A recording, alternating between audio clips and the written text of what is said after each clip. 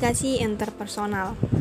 Komunikasi interpersonal adalah komunikasi dua arah antara dua orang atau lebih secara verbal atau nonverbal dalam suatu hubungan di mana terjadinya proses pertukaran informasi yang saling membutuhkan, dan biasanya komunikasi ini tidak diatur secara formal sehingga pembicara ataupun pendengar akan saling mendapatkan informasi. Misalnya pembicara mendapatkan timbal balik dari si pendengar dan si pendengar pun mendapatkan informasi mengenai masalah pembicara tersebut.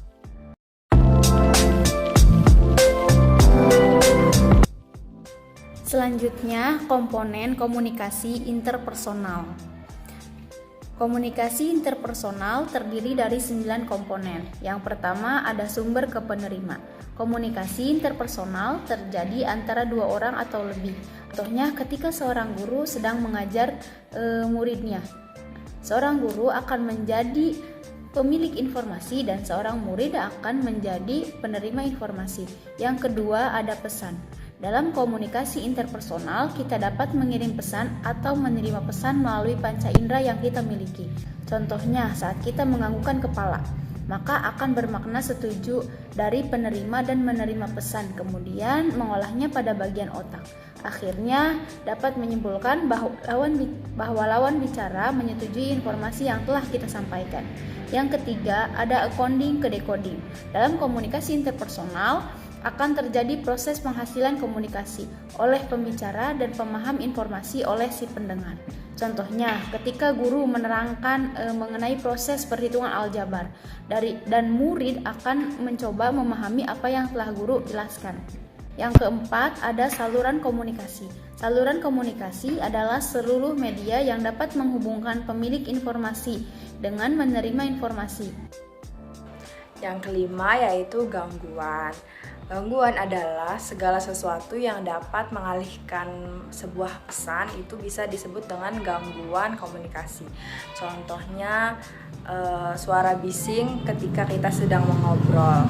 Akibatnya sebagai penerima pesan itu kita akan sulit untuk memahami dengan cepat atau tidak memahami sama sekali.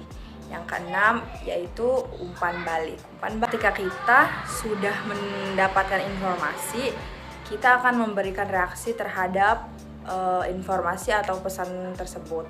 Contohnya ketika kita berbelanja online, baju yang kita dapatkan itu tidak sesuai dengan apa yang kita ekspektasikan. Maka kita akan memberikan umpan balik negatif dan dalam bentuk review bintang 1. Yang ketujuh, konteks. Komunikasi akan terjadi dalam ruang lingkup yang dapat memengaruhi isi pesan yang disampaikan. Contohnya, ketika kita berada di tempat yang mewajibkan kita formal, maka informasi yang akan kita sampaikan akan terkesan lebih formal. Yang terakhir, etika.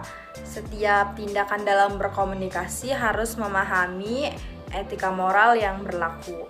Contohnya ketika kita sedang berbicara dengan guru, gaya komunikasi yang kita praktekkan harus berbeda ketika berbicara dengan teman.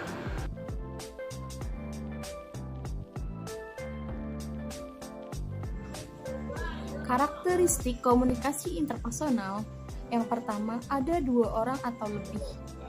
Dalam pengertian komunikasi interpersonal, dapat kita pahami bahwa komunikasi ini memiliki syarat, yaitu adanya sumber informasi dan penerima informasi. Yang kedua, bersifat rasional. Artinya, dalam komunikasi interpersonal akan berperan dalam hubungan antar manusia, sehingga komunikasi interpersonal akan bersifat rasional. Yang ketiga, komunikasi memiliki banyak macam bentuk. Ketika sudah memasuki era modern, komunikasi interpersonal memiliki banyak macam bentuk.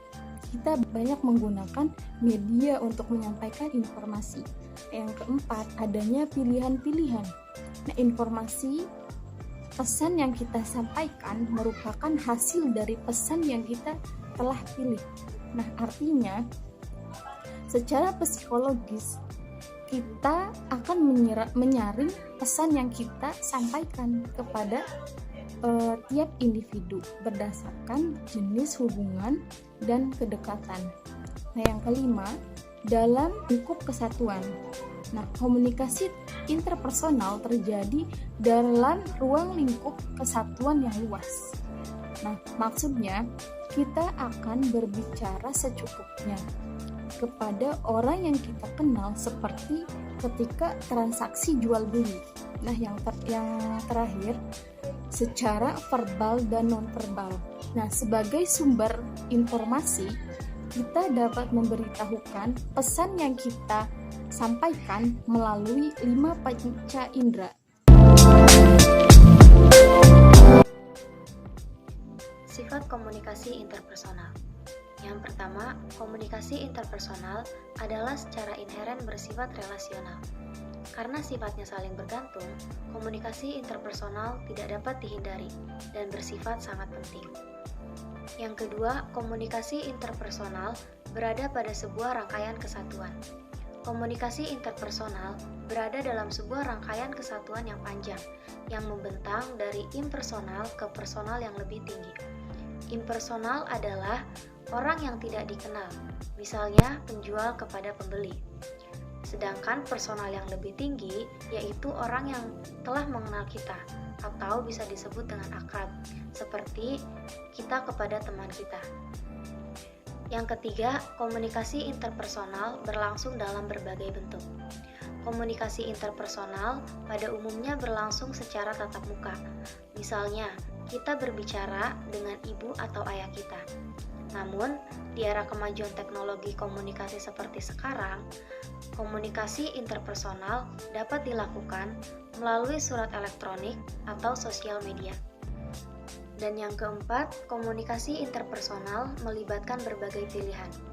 Pesan-pesan interpersonal yang akan kita komunikasikan kepada orang lain adalah hasil dari berbagai pilihan yang telah kita buat. Maksudnya adalah momen ketika kita harus membuat pilihan kepada siapa kita berkomunikasi dan apa yang akan kita katakan.